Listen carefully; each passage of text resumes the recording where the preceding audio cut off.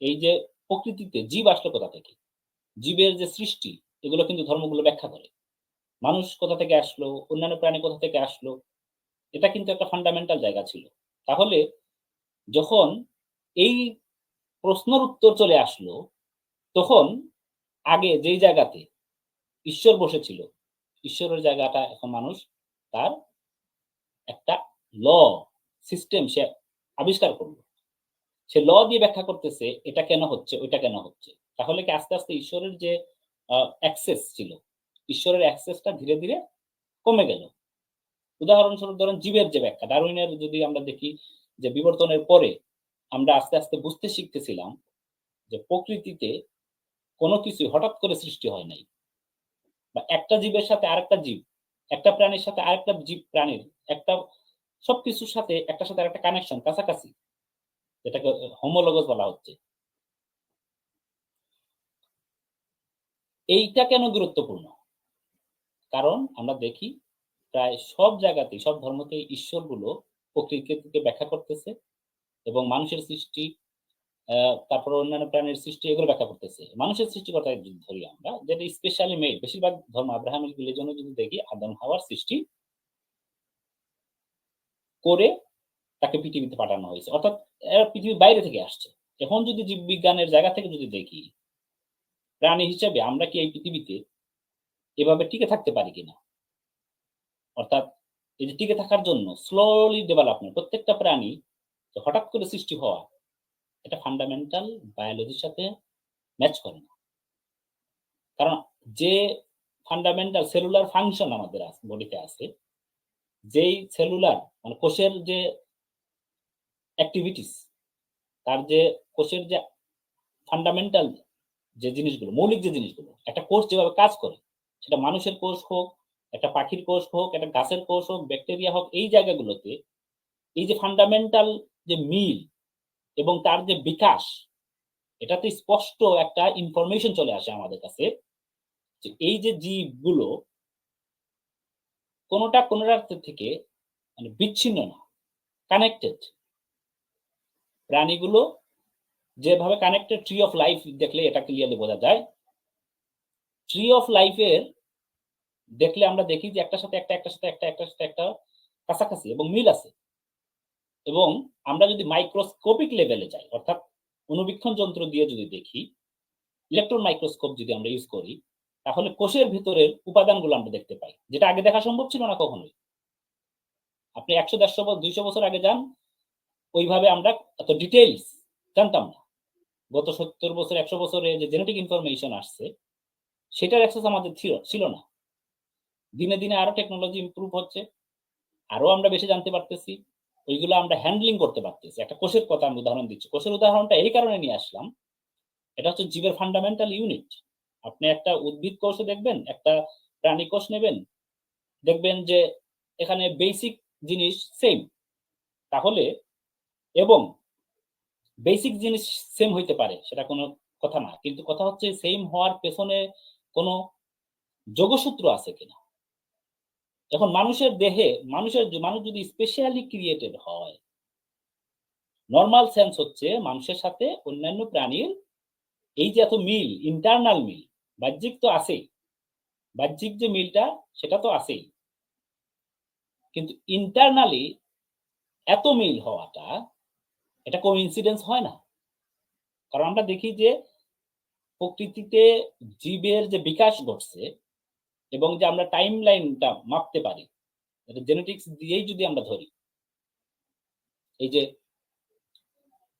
হাজার, হাজার জিন মিউটেশনের মাধ্যমে আসতেছে প্রাণীতে, এই জিনের যে ভূমিকা, এটা ওভারনাইট আসে নাই। মানে আমি যদি একটা মানুষ সৃষ্টি করি এখন, তাহলে তো সেটার একটা টাইম থাকবে, টাইম লাইন থাকবে একটা প্রাণী। ধরেন আমি ৫ মিনিট একটা মানুষ তৈরি করলাম। ৫ মিনিটে যদি মানুষ তৈরি করি, কোন দক্ষ ব্যক্তি যদি ওইটাকে যদি আ ভালোভাবে করে, এনালাইজ করে, সেটার কিন্তু টাইম বের করা যায়।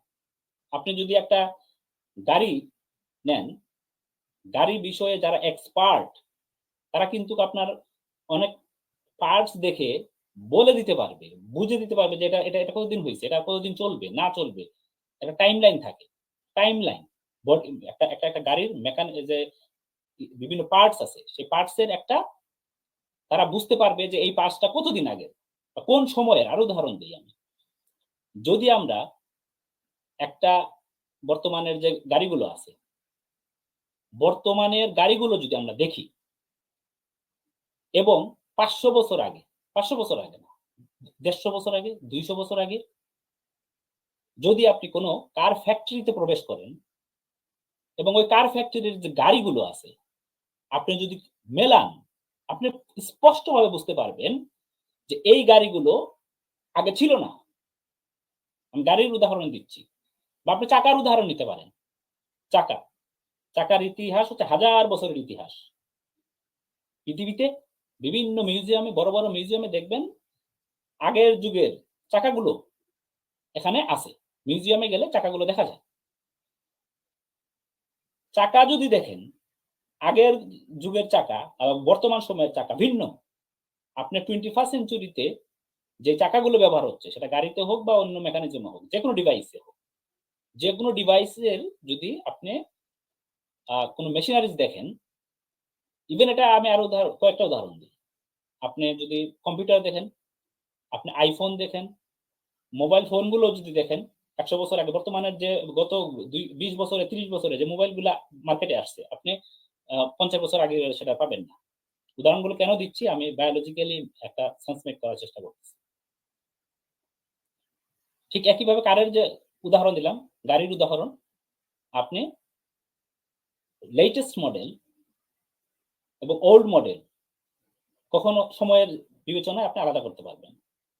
এখন আসেন বায়োলজিক্যাল ইনফরমেশন, জেনেটিক ইনফরমেশন। আমার শরীরে যে জেনেটিক ইনফরমেশন আছে এবং অন্যান্য প্রাণীতে যে জেনেটিক ইনফরমেশন আছে, জেনেটিক ইনফরমেশন এর যে ইমার্জেন্স যেটা এবং জেনেটিক ইনফরমেশন এর একটা বৈশিষ্ট্য আছে। যেমন ধরেন আমাদের চোখ আছে, আমাদের নাক আছে, কানে শুনি আমরা। তারপরে ধরেন এই যে স্কিনের জন্য আমরা সেনসেশন পাচ্ছি। এই যে এগুলো জেনেটিক ইনফরমেশন দ্বারা কোডেড। সো আমাদের নিউরনস মস্তিষ্কের জায়গা দিয়ে যদি আমরা চিন্তা করি, সেটাগুলো মস্তিষ্কের যে এক্টিভিটিস গুলো, সেগুলোও কিন্তু আপনার একটা ক্যাপাসিটি, একটা জেনেটিক ক্যাপাসিটি গ্রো করছে আমাদের ভিতরে। এখন যদি আমরা পেছনে যাই, পেছনে এবং আগে কেন বললাম? যদি আমরা হিস্ট্রি দেখি, জেনেটিক হিস্ট্রি দেখি, জিনের ইতিহাস যদি দেখি, আমরা প্রত্যেকটা কোষ যদি এনালাইজ করি, জেনেটিসিটি এটা করে থাকে। তাহলে এটা স্পষ্টভাবে দেখা যায় এবং বোঝা যায় যে কিছু জেনেটিক যে ইনফরমেশন আগে ছিল না। আমি যে বললাম আগে ছিল এবং বর্তমানে আছে। এই যে চাকার সাথে উদাহরণ দিলাম, ল্যাপটপের সাথে উদাহরণ দিলাম, মোবাইলের সাথে উদাহরণ দিলাম। আপনি আগে গেলে লেটেস্ট মডেল গুলো পাবেন না। একইভাবে ম্যামেলিয়ান যে ক্যারেক্টারস গুলো, আপনি ম্যামাল যখন ইভলভ হলো, তার পূর্বে যখন যাবেন, তখন কিন্তু আপনার ম্যামেলিয়ান যে ক্যারেক্টার যেগুলো, সেগুলো আপনি পাবেন না। কিন্তু চোখের ইতিহাস কিন্তু অনেক পুরনো। এই যে বললাম জেনেটিক হিস্ট্রি, চোখের মানুষের এই যে চোখের ইতিহাস কিন্তু অনেক পুরনো। সো টাইমলাইনটা যদি আপনি দেখেন, দেখবেন চোখের যে সাথে সম্পর্কিত জিনগুলো ডেভেলপ করছে সময়ের সাথে, সাথে ইমার্জ করছে। ওইগুলো আরো জটিল যে কেন এগুলো ইমার্জ করলো, সেটা ন্যাচারাল সিলেকশন এখানে কাজ করছে। আরো বিভিন্ন বৈশিষ্ট্য ইমার্জ করার জন্য সেক্সুয়াল সিলেকশন কাজ করছে, জেনেটিক ড্রিফটও কাজ করছে। ওইদিকে আমি আর খুব বেশি দিতে যাচ্ছি না। এই উদাহরণটা শুধু এই কারণে দিলাম যে প্রকৃতিকে ব্যাখ্যা করতে গিয়ে, মানুষ তার নিজেকে ব্যাখ্যা করতে গিয়ে প্রকৃতিতে হ্যাঁ, পারলে লিঙ্ক